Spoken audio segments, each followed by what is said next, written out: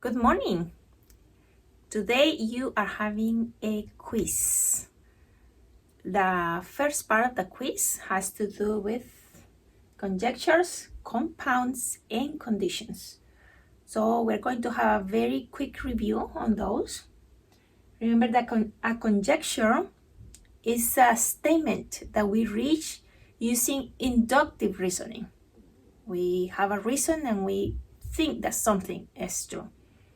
I wrote a conjecture here. It says vertical angles are never complementary. Let's remember that vertical angles are angles that are across. They share opposite rays and they have a common vertex. So they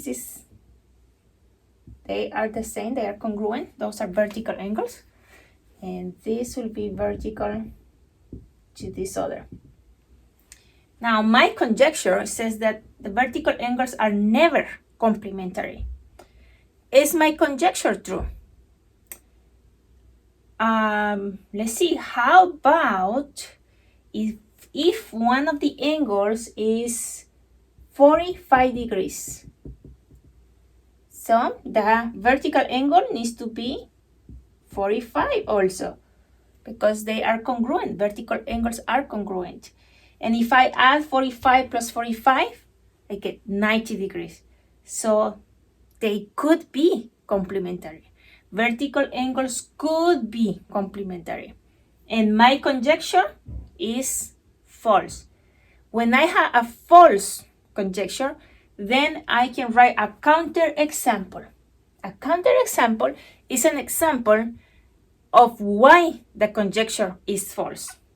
So for my conjecture here, I could write that vertical angles could be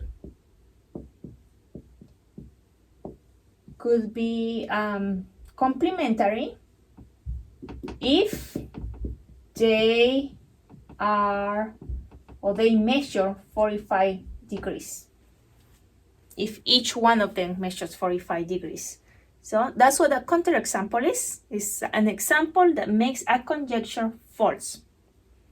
Now, a compound statement, the second one over here, is when we put two or more statements together. We join them, and we have two keywords to join them.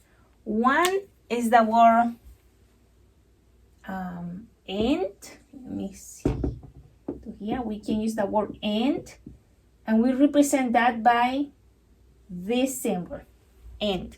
The other keyword to join two statements, two or more statements, is the word or, and this is the symbol for or. So when I put two statements here, statement P says you are studying geometry, which you are. That's a true statement.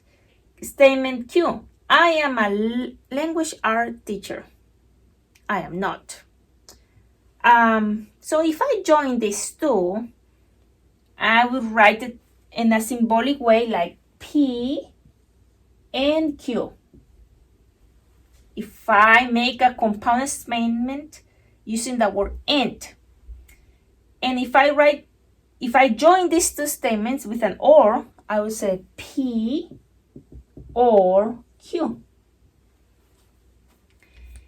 And if I join them with the word and,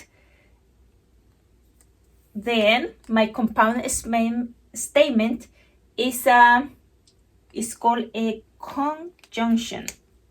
I should write it here. This is called a conjunction. If I join them with the word or, then we have what we call a disjunction.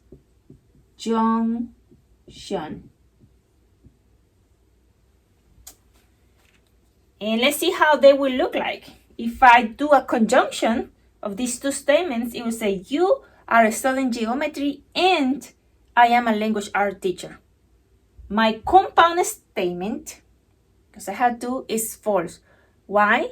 Because for a conjunction to be true, Both statements need to be true. You need to be studying geometry, and I need to be a language art teacher. And since I am not a language art teacher, my compound statement is false. It's not the same with the disjunction. With the disjunction, at least one need to be true for the disjunction to be true. And how disjunction will look like? You are studying geometry, or I am a language art teacher.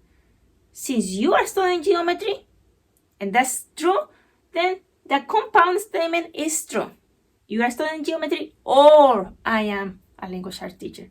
We just skip that I am not a language art teacher, and because P is true, then we say that disjunction is true. Another thing to remember for the quiz are the conditions. Remember that conditional statements are written in the form if P, then Q. And then you have the inverse. The inverse is the negation of the condition. And you say if no P, then no Q. Then you have the converse, which is the switching of the statement. And you say if Q, then P. Then you have the contrapositive, which is the negation of the converse. And it's if no Q, then no P. And the last one we saw is biconditional statements. And that is P if and only if Q. I believe that is a quick review of what you will need to complete your quiz today. Good luck and enjoy.